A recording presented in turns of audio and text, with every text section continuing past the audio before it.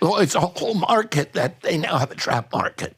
They can only buy from them. I just want to throw to one more of RFK because here he is talking about Ukraine and NATO and giving some insight into sort of how this whole thing has just become a really big money laundering operation.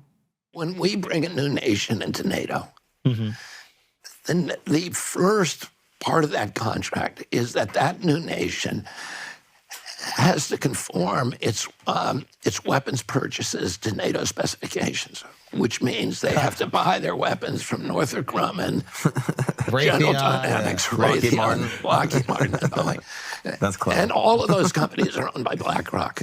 And BlackRock is, the big So they're donor. incentivized to expand NATO because the only way that they can increase their profits if they get more countries that have signed up. Well, it's a whole market that they now have a trap market.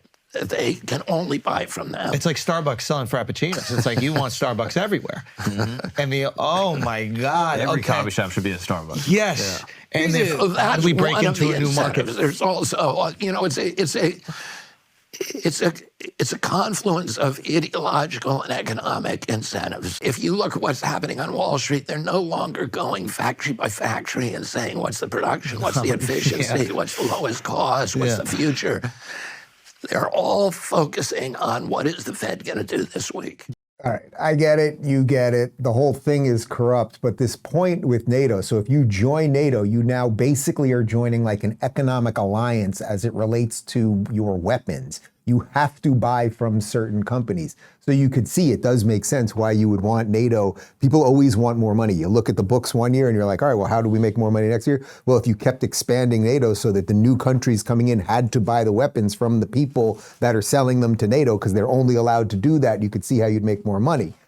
This would also be an issue as it pertains to Ukraine because Ukraine, which obviously wants to get into NATO to have NATO's protections, the whole idea of NATO is that once a NATO nation is attacked, then NATO itself, the alliance of NATO, must respond, right? So an attack on one is an attack on all. Now, there's a real issue there for all these people that are screaming right now, let Ukraine into NATO. Well, Russia ain't going to stop, and that means then that is World War III.